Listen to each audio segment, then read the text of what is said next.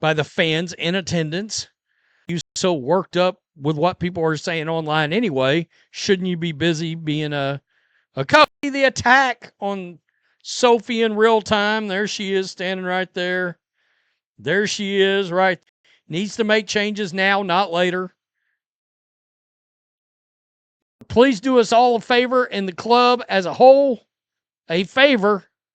Do not allow her to talk. I guess telling everyone else to go to hell somehow constitutes grace and kindness. Performative outrage, the leftist theater kids can't help themselves. Joke. Fans really are responding loudly here, and the contrast being pointed out is real. Stephanie White's message about love and kindness landed very differently, once it was immediately followed by telling frustrated fans they could go to hell.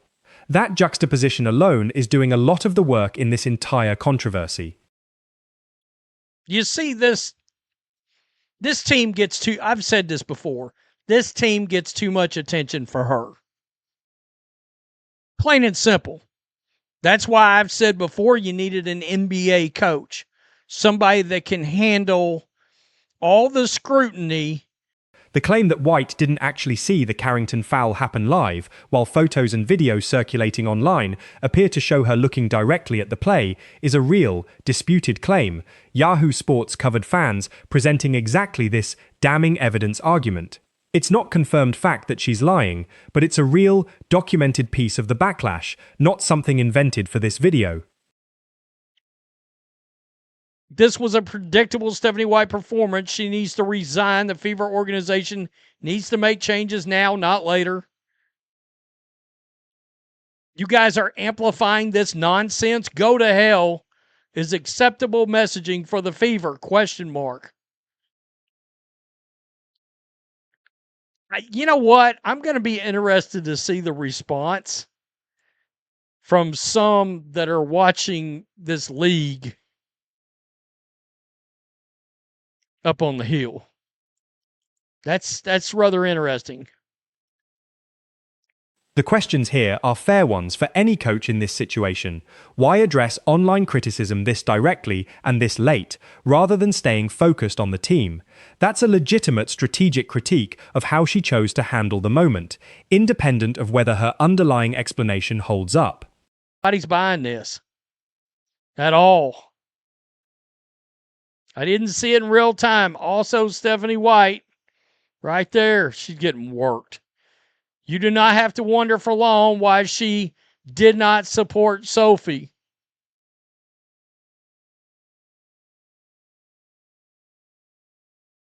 I didn't see the play in real time. Yikes. You're telling your paying customer to go to hell. That's a sharp, memorable line, and it's grounded in something real. White's own actual words, confirmed by Espen at that pre-game statement.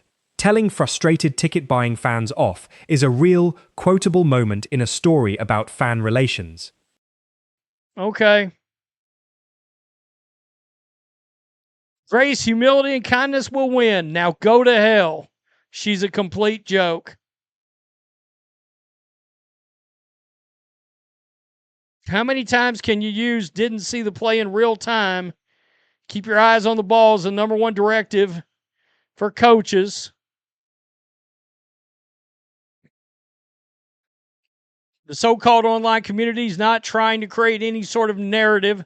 This bitch failed to support her team and should not only be ashamed. The argument that Indiana needed an NBA-level coach capable of handling the scrutiny that comes with coaching Caitlin Clark is a real, substantive opinion about coaching qualifications under a media microscope most 1BA coaches have never had to deal with before.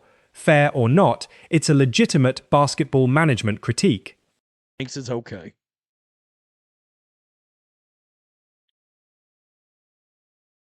That's some kind of a professional sports organization.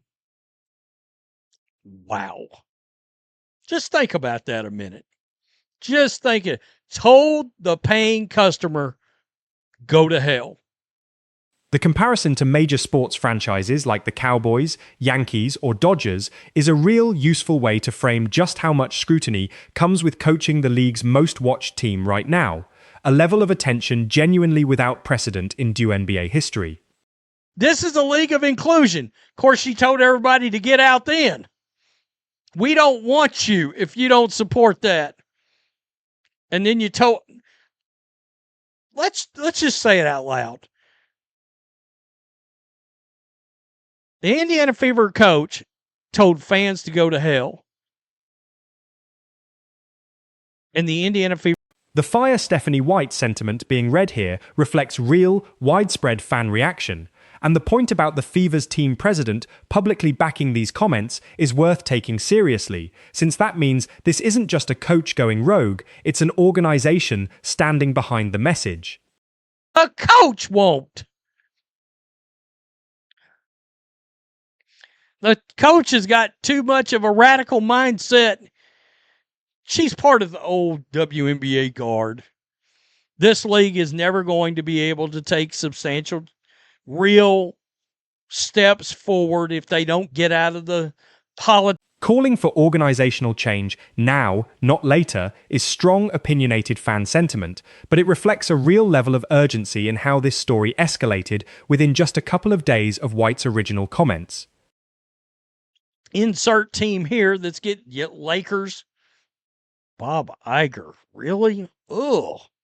Anyway, I'm not a Lakers fan, so I ain't got to worry about that. Let's just go through and look at some of the backlash.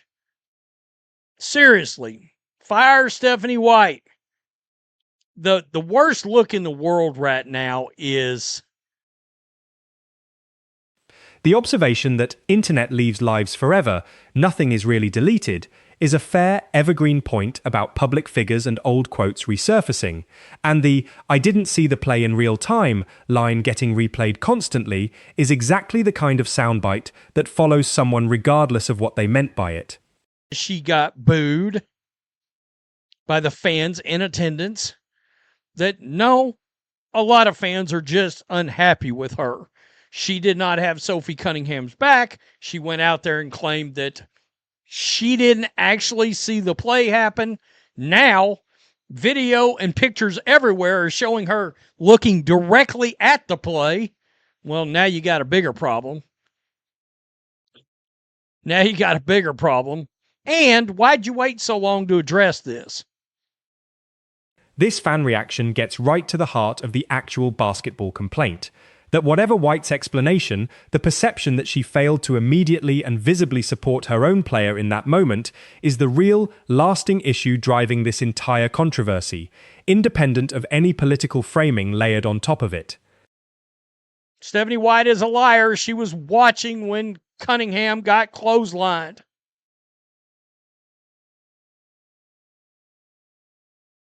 The league hasn't spoken up about the white privilege post. It's ridiculous to think anything will change. The WNBA is not backing up the Indiana. The specific claim that White was seen watching the play as it happened is, again, a real disputed piece of evidence circulating among fans, not something confirmed beyond doubt, but a legitimate part of why so many people aren't accepting her stated explanation at face value. Quote, "I didn't see it." She's getting destroyed. She's getting worked. I mean, wow. Enjoy it now because you guys are a fucked up organization, don't deserve the player of her caliber. Fire that stupid ass coach you have or it's all over. Stephanie White, I will always lead with love. Love will always win.